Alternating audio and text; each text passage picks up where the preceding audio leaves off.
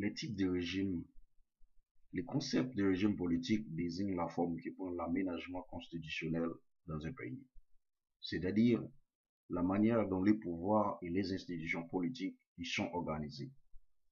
Si les régimes démocratiques occidentaux partagent d'importantes similitudes, il n'en demeure pas moins qu'ils présentent aussi des différences appréciables que nous devons maintenant aborder si nous voulons mieux saisir la question. D'entrée de jeu, il faut savoir que le système démocratique a historiquement généré trois types de régimes: les parlementaires, les présidentiels et les mixtes. Maintenant, parlons du régime parlementaire. Le régime parlementaire est né de l'expérience de la monarchie constitutionnelle en Grande-Bretagne. La conception de la séparation des pouvoirs y est beaucoup moins rigide que dans le régime présidentiel. Ici, le gouvernement est issu de l'Assemblée législative ou nationale. Les ministres sont généralement des députés et lui demeurent redevables. Les quais de la vie politique dans un régime parlementaire résident dans ces jeux politiques entre la majorité gouvernementale et l'opposition. Le Premier ministre peut toujours dissoudre le Parlement pour lancer des élections. Et l'opposition peut toujours censurer et même renvoyer le gouvernement si les circonstances les justifient. Le gouvernement des régimes parlementaires partage sa responsabilité avec un chef d'État protocolaire, héritage du gouvernement monarchique. Le régime parlementaire a été exporté dans plusieurs anciennes colonies britanniques, dont l'Australie, le Canada, l'Inde, mais on le trouve aussi en Allemagne, en Italie, en Espagne, dans les pays scandinaves et dans la plupart des pays du groupe central et oriental. C'est-à-dire, si nous prenons par exemple comme pays de régime parlementaire, on peut prendre le Canada. Le Canada où le chef d'État est protocolaire, c'est-à-dire c'est le monarque ou le représentant royal. Le Premier ministre, qui est le chef du gouvernement, et la majorité au Parlement. Le Parlement doit accorder sa confiance au Premier ministre. Dans les cas contraires, il peut forcer la tenue d'une nouvelle élection. C'est-à-dire, dans le régime parlementaire, le chef d'État est protocolaire, monarque ou représentant royal. Le Premier ministre est le chef du gouvernement, la majorité au Parlement. Et le Parlement doit accorder sa confiance au Premier ministre. Dans les cas contraires, il peut forcer la tenue d'une nouvelle élection. C'est-à-dire que le Parlement peut décider à n'importe quel moment quand on va avoir une nouvelle élection, dépendamment de la confiance qu'il y a entre le Premier ministre et le Parlement. Maintenant, on va parler du régime présidentiel. Le régime présidentiel a été créé aux États-Unis sur la base d'une conception stricte de la doctrine de la séparation des pouvoirs. Il confère l'exclusivité du pouvoir exécutif au président et l'essentiel du pouvoir législatif au Parlement.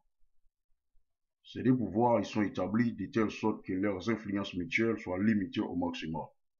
Le modèle présidentiel a pour objectif que les élus ne puissent empiéter sur les compétences exclusives du Parlement et de la présidence, et que chaque parti puisse accomplir son rôle à l'abri des influences.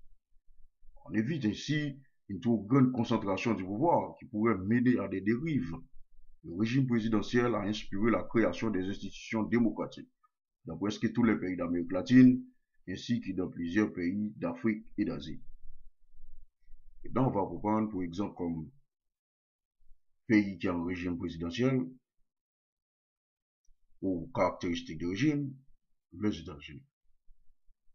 Le chef d'État est élu au suffrage universel, ne peut pas dissoudre le Parlement.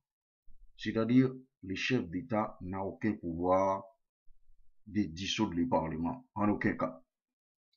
Le Premier ministre, ou alors il est désigné par le président et occupe des fonctions limitées. Le Premier ministre, alors, est désigné par le président et occupe des fonctions limitées. Le Parlement ne peut pas renverser le gouvernement, ne peut pas être dissous par le président. Si nous parlons de la démocratie, on peut voir exactement que le régime présidentiel est l'une des meilleures, comme pour un pays qui veut construire une démocratie forte, c'est exactement ce régime qui est plus important pour un pays comme tel.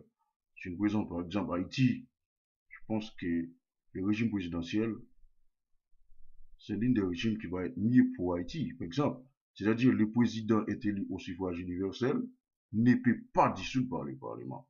Le Parlement n'a aucun pouvoir sur le président de la République. Ensuite, le Premier ministre est désigné par le président et occupe des fonctions limitées.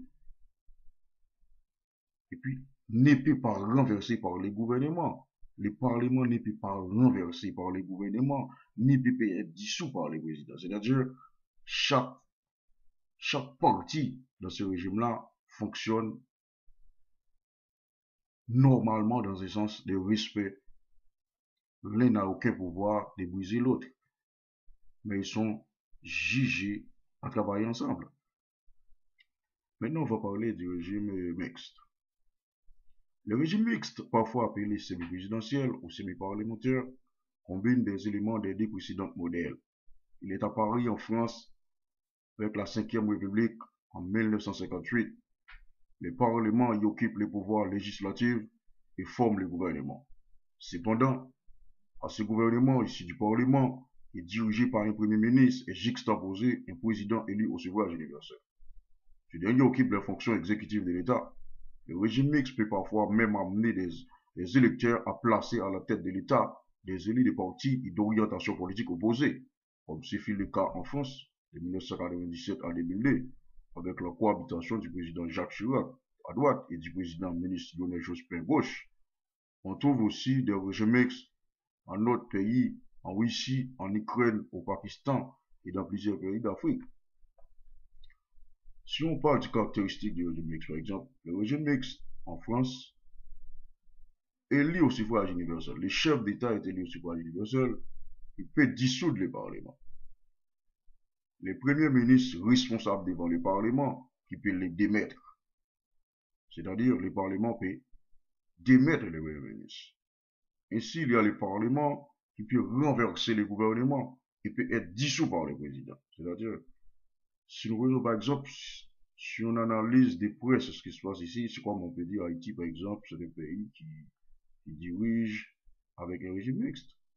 C'est-à-dire, le chef d'État est élu au suffrage universel, peut dissoudre le Parlement. Le Premier ministre responsable devant le Parlement qui peut les démettre aussi. Il y a aussi le Parlement qui peut renverser le gouvernement et peut être dissous par le président. Ça, c'est un enjeu grave pour un pays qui veut construire une démocratie.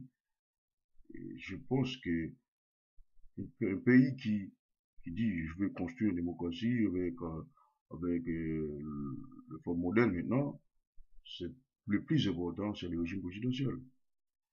Et c'est ainsi l'explication sur ces trois régimes-là. Je pense que je fais le meilleur de mon mieux là pour vous expliquer en un mot ces trois régimes-là. Je vous dis merci beaucoup et puis passez une agréable journée. Merci. Bye.